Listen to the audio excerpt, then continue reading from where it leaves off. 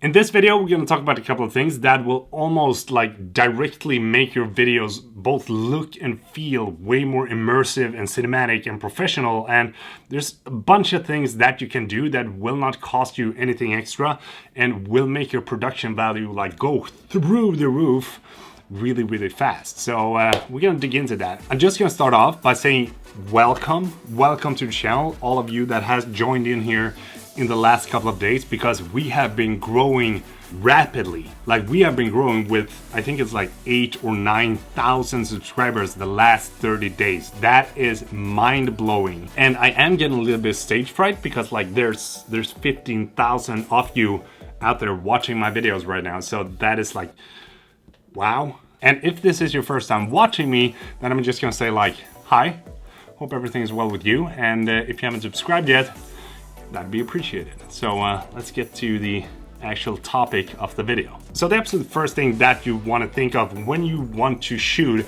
a cinematic sequence or a cinematic short or any kind of video for a client or with your friends or anything like that to streamline your whole workflow is going to be to plan out your shots. And by that I don't mean that you have to plan every single shot into like meticulous detail and be like, okay, oh, this leaf is going to be like right here, okay?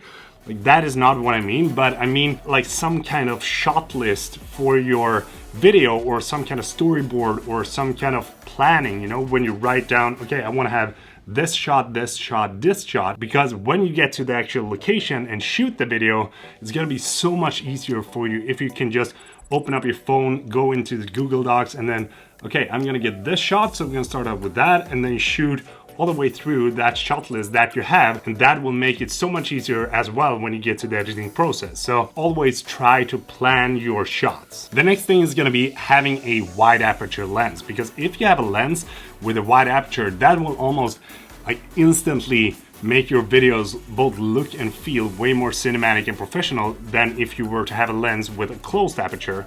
For example, if you have a lens that is like a f5.6, then that will not look as cinematic than if you have a lens that is going to be an f2.8. So when you're buying a lens, try to buy a lens with a really wide aperture, because that will give you that like shallow depth of field and blurred out background that you want to have when you're shooting these like short cinematic sequences or client videos or detailed shots of different things. I don't know, but it does take your videos to like a whole other level when you have that wide aperture in your shot. Having good lighting is one of the absolute biggest things that you need to think of when you are shooting a video, because if you don't have good lighting, then your videos will not look as good as they could have. I mean, like I'm having this aperture light right here. If I were to turn this off, where's that? Okay, here we go.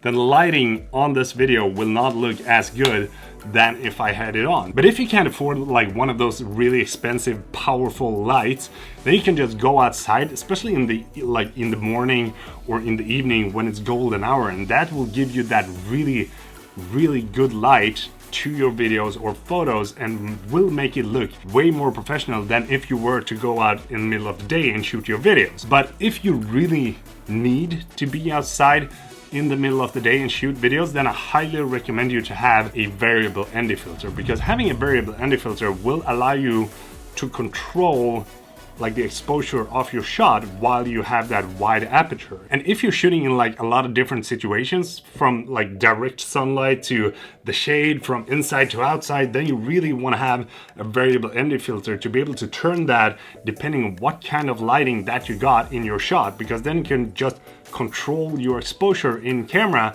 with the variable ND filter instead of like having to go into the camera settings and oh god, this is gonna be so stressful. And I'm gonna put a link to some of the ND filters that I use down below, so you can just go in there, buy that, and they're not expensive. It does make your image like tiny bit softer than if you were to use without an ND filter. But if you're anything like me, then just put the ND filter down in the pocket with your keys and all that. So I like constantly have to buy new ND filters, which is completely insane, but that is why I go for cheap ones. So So when you're actually shooting your videos, one thing that will make your videos look like a lot more professional and cinematic really fast is to shoot in slow motion. Because if you shoot in slow motion, especially if you're shooting handheld, will remove all those like small shakes that you do with your hands. And if you have a lens with OSS and the built-in stabilization of your camera, then that will give you some really smooth shots even though you do it handheld. And it's really good if you cannot afford a gimbal or anything like that.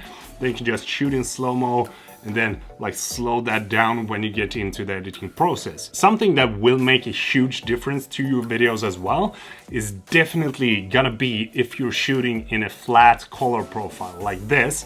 Because if you shoot in a flat color profile, then you're able to like go in and like tweak a lot of different stuff to get the look that you want to have, because you don't want to send videos to your clients shot in S-Log that you haven't color graded, because that will not look good. It would just look like really washed out. So if you shoot in a flat profile, you really need to color grade it, which brings us in to the color grading, because spending time in the color grading process is gonna be crucial to get that like really professional cinematic look to the footage that you've just shot. And personally, I'm using CinemaGrade to color grade my videos, which is a really good plugin. And I'm also using like LUTs to get the base color grade that I want to have, and then I go from there using CinemaGrade and tweaking all the different stuff. And personally, I am using CinemaGrade to color grade all my videos from now on, because it's making everything go so fast, and you can get a really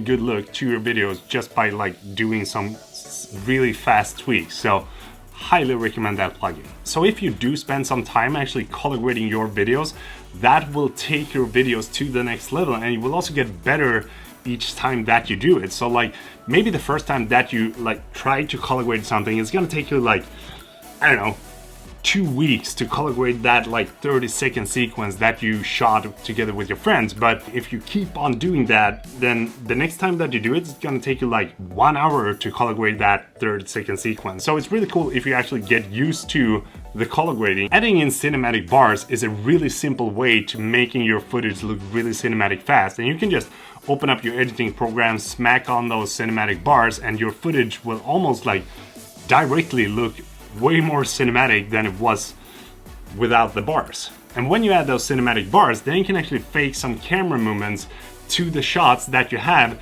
with some keyframing to get those like pan ups or pan downs, which is really cool. So like not only does the cinematic bars give you that cinematic look, but you can also fake the camera movements in the editing process. So the absolute most important thing when it comes to making your videos feel more professional and immersive and cinematic is, according to me, gonna be the sound effects, because the sound effects will give your videos like another layer of depth when you're watching it. Like some people just get satisfied by smacking on a piece of music and then they're like, watch this. And I mean, like, it's gonna be crucial to having a good piece of music to your videos, but if you do spend time into actually like finding the right sounds for your video and adding them in and adjusting the different levels, that will give your videos like, that will take them up there, because that will make your videos way more immersive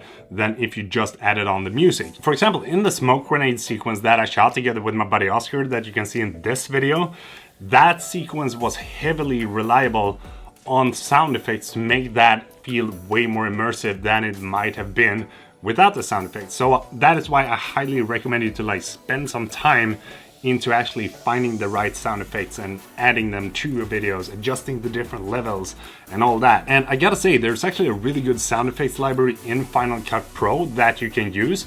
I use it a lot in my videos, and I highly recommend you to go in there, check it out, and try to find some good sounds, because it actually is some really like good sounding sound effects in there, stock, like for free, which is thumbs up. I would love to know what you think is the most important thing to making your videos look and feel way more professional, so please do drop a comment below. And if you want me to do a video on sound design, then you can drop a comment about that as well. That'd be highly appreciated. If you like this video, do give it a thumbs up, because it does help a lot. And if you haven't subscribed yet, that'd be really appreciated as well. So thanks so much for watching, and until next time, Take care. Today we're gonna talk about something. Today we're gonna talk. Today I'm gonna give you a couple of. Today I'm gonna give you a couple of tips on some. Today we're gonna talk about some. Today we're gonna. Today we're gonna come.